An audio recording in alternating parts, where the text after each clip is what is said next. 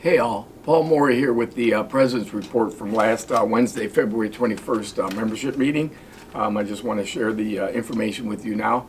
I want to start off by saying, as usual, or generally speaking, we have copies of the minutes from the previous month's meetings.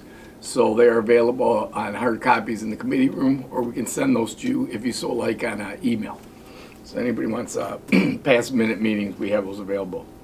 I want to start off by saying that we received a letter from Chuck Browning at the National Forward Department, and that came out on February 6th.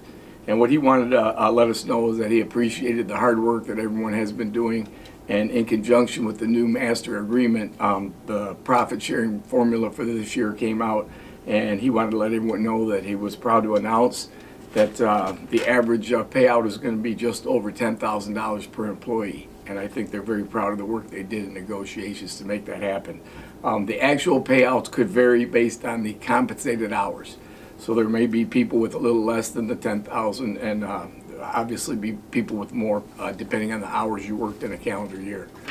I did want to say that we received the yearly events at Region 1A. The calendar came out, so we have the whole year of 2024. We have a hard copy in the committee room, or again, we could send you that information about all the goings on over at the region for the calendar year. And I just want to announce a couple of those that are coming up real quick. So let me start with Saturday, March 9th, from 9 a.m. to 4 p.m. The region will be holding a grievance handling class, and we have information and contact information if anyone's interested in going to that. Also coming up in March here, starting on March 6th, and on consecutive Wednesdays, it'll be March 6th, then March 13th, and March 20th. And they're going to have the Rory Gamble Academy. And what they do is they have sessions where they introduce people to the workings of the union. And the March 6th session will be covering keys to effective standing committees. March 13th will be understanding grievances. And then on March 20th, it's understanding bargaining. So the way they do it is there's a morning session and there's an afternoon session. And again, those are on Wednesdays. The first one is 9 a.m. to 12 p.m. And then in the afternoon, they do another session from 12:30 to 3:30 p.m. So if anyone's interested in the Royal Gamble Academy, please let us know, and we'll set you up with more information on how to participate. Laura Dickinson, Director of Region 1A, is offering the applications for the 2024 UAW Family Education Center Scholarship up at Black Lake.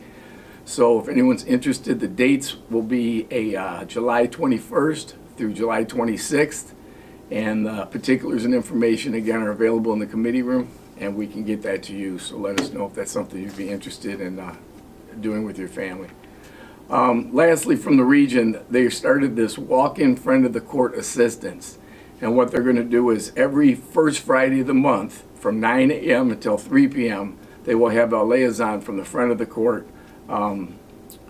And if anybody has any questions or any comments or concerns, they have someone they can talk face-to-face with at those sessions. Again, that's every first Friday of the month throughout this calendar year. And lastly, on the announcements, I just want to say that Local 600 sent a flyer to us, and it was regarding the $1,500 voucher for a new vehicle purchase, and that is available to all current employees. So you can either grab one of the vouchers for more information from us, or you can get a hold of your dealer, and I believe they will have that information in their computer systems. So now I'm going to move on to the President's Report. My information I want to share. I'll start off with the 2024 heritage moves have been implemented. We had hoped to have everybody moved into their new places by the 26th, Monday the 26th, and I understand there was a couple of holdups on that. So the movement should be occurred by March 4th. So March 4th, Monday, everyone should have been notified, and if you were affected by the heritage move, that would be your date that you would start your new location. Any issues with that, please don't hesitate to call the committee room, and we'll work through whatever problems arise from that. The special retirement incentive closes on March 1st. That's Friday, March 1st. So the opportunity to sign up for the special retirement incentive ends. You will have to I want to make sure that people, if you do avail yourselves of that opportunity, you need to make sure that you contact the NESC. I believe that's 1-800-248-4444, and make sure that you align your retirement date with the date that you have with labor relations with the forms you sign. And if you have any questions in that regard, we have a few more days to work things out. Get a hold of Ed Thompson, our benefits rep, the committee, the bargaining guys, anybody in the room. If you have any questions or concerns about the SRI packages, make sure you get a hold of us as soon as possible, because Friday the 1st, it's locked out, and there will be nobody be able to sign up for it after that date. So I just want to make sure everyone was aware of that. We met with Dearborn Truck Plant Labor Relations actually 2 weeks ago now. We were trying to nail down timing for how the production shifts are going to affect the skilled trades. So they were not able to give us a definitive date or even a plan, truthfully. And I hate to put that out there, but I know we received a lot of questions and comments. People are concerned about moving forward, how the lowering the production at the truck plant is going to affect us.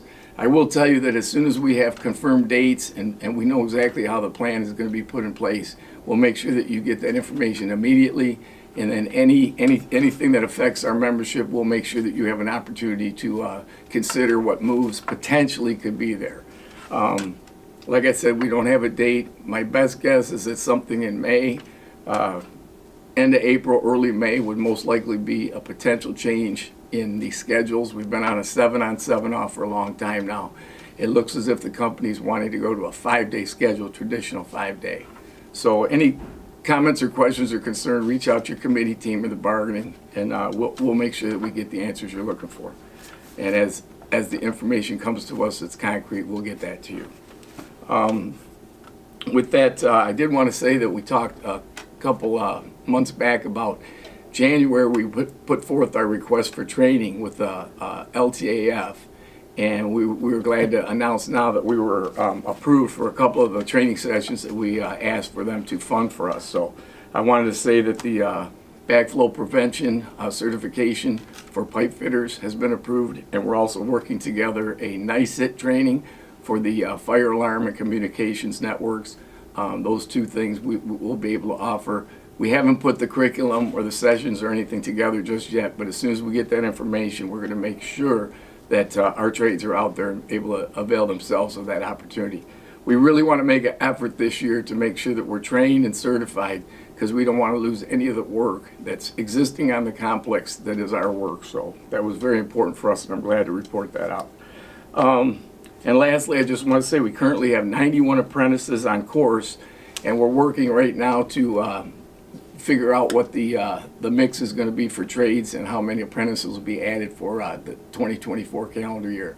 As it looks right now, we're thinking somewhere in the range of 25, and the trades makeup hasn't been determined yet, but we'll get that out, and the people that are affected, obviously, we'll reach out to them so they know when they'll be able to get put on course.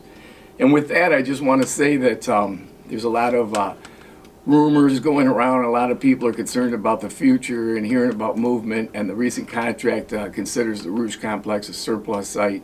I just want you to know that the bargaining team will do everything in our power to make sure that we contain the work, we contain the jobs. I don't see a huge upheaval. We've had more questions than answers right now, how things are going to move forward. But I do want to say the SRI packages and people leaving is going to have a profound effect on our unit. So our intention is to, once we get the snapshot of how many people are leaving and what the timing of that is, we're going to make sure that we sit with the management, and we're going to determine the required to operate numbers for our skilled trades, and we're going to make sure that we fill those positions so that we're not short of trades anywhere on the site. We're going to go after the work that is ours, and I believe that we're going to work through this process, as we always have, with honesty and integrity. And I want to thank you for your patience on that. As soon as we know more information moving forward, we'll make sure we get it out to the membership. I want to thank you for all you do every day, and remind you to be safe and take care of one another. Thank you.